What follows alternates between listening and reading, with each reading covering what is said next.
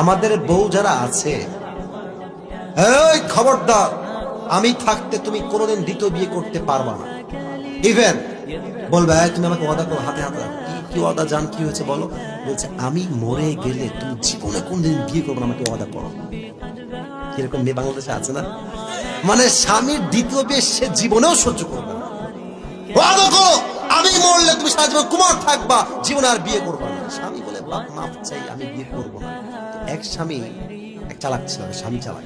তো বউ বলছে আমি মরে গেলে তুমি কি করবা, তুমি দ্বিতীয় বিয়ে করবা? স্বামী বলছে अगर तुम मर जाओगे तो मैं तो पागल हो जाऊंगा। তুমি মরলে তুমি পাগল হয়ে যাবো জান, তোমার কাছে আমার জীবনটাই বৃথা।